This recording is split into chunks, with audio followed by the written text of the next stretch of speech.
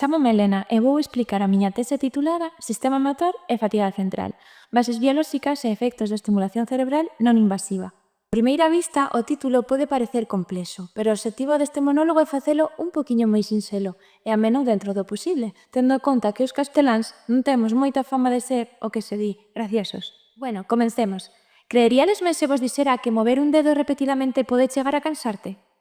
Sí, a boa nova é que con un pouco de descanso ese cansanzo desaparece. Na miña tese decidín estudar o intrigante caso da fatiga do fingertaping, realizando 3 estudos. Fingertaping? Sí, é o termo inglés que soa moito máis interesante que dicir golpear co dedo índice. É basicamente iso que facemos cando estamos aburridos. Pero para a neurociencia, este movimento aparentemente tan sinxelo é todo un quebracabeza que involucra músculos, sistema nervioso, cerebro, médula espinal e algo chamado neuromodulación, do que falarei máis adiante. Se isto non vos resulta interesante e vos seguides preguntando por que investigar a fatiga que será mover un dedo, o motivo é o seguinte. En xeral, os estudos sobre os mecanismos da fatiga centráronse nas contraccións isométricas. Seguro que os que ides a miúdo ao gimnasio sabedes o que son, pero por se acaso poño un exemplo. Intentar empurrar unha parede ou algo máis sinxelo, facer forza cun dedo contra a mesa.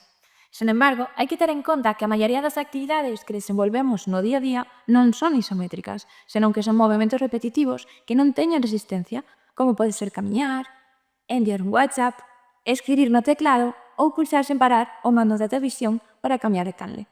Entón, que pasa exactamente cando movemos rápido o dedo durante un rato? Tras 30 segundos de fingertaping a máxima frecuencia, é dicir, golpeando sen parar, como podes ver no vídeo, a velocidade do golpeo do dedo diminúe, pero a forza máxima do músculo e o impulso central dende o cerebro ata o dedo seguen intactos. Isto quere decir que o cerebro segue mandando órdenes ao dedo para que se mova. Mentras isto ocorre, a cortiza motora primaria, que é a área do cerebro que avaliamos, aumenta a excitabilidade de certos circuitos inhibitorios. Noutras palabras, é o cerebro dicindo: espera, imos baixar as revolucións. Debido a que se atopa fatigado e posiblemente para regular o esforzo como mecanismo de protección. Observamos que a medida que o músculo se fatiga por facer fingertaping, tarda máis en relaxarse, o que afecta directamente á súa capacidade para seguir o ritmo. Nun dos estudos decidimos ver que ocorría prolongando un pouco máis o esforzo do dedo, facendo 3 minutos seguidos de fingertaping a máxima velocidade. Vamos, todo un maratón para un dedo índice. Puidimos observar que a excitabilidade da médula espinal aumentou. Isto é importante, porque a médula espinal actúa como ponte entre o cerebro e os músculos, o que podería ser un esforzo do sistema nervioso periférico para compensar os cambios que ocurren no músculo, como a disminución da contractilidade, e intentar manter o ritmo de movimento. Sen embargo, esta compensación non é suficiente para evitar a perda de velocidade durante o fingertaping. É un pouco como pedirlle ao wifi que funciona a toda velocidade cando todos están vendo Netflix na casa. O que significa que os mecanismos centrais e periféricos non se atopan relacionados e que posiblemente contribúen á perda de frecuencia durante o fingertaping. Neste punto é onde entra iso da neuromodulación. Para entender como a fatiga afecta ao sistema nervioso, empregamos unha técnica chamada estimulación magnética transcraneal, que permite non só avaliar a actividade cerebral, senón tamén permite modificarla, aplicando certos protocolos. Aunque isto sone como algo de Stranger Things, permitiu-nos observar se modulando a actividade da cortiza motora primaria se podería retrasar a aparición da fatiga ou incluso diminuir.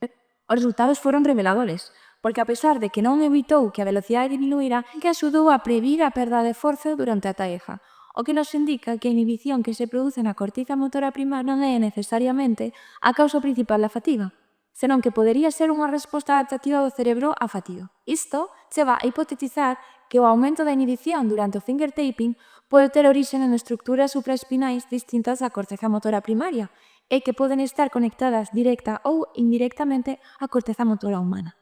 En resumo, incluso un movimento tan simple como un dedo índice golpeando lembranos que o corpo humano é unha maravilla, cheo de mecanismos fascinantes esperando ser descubertos.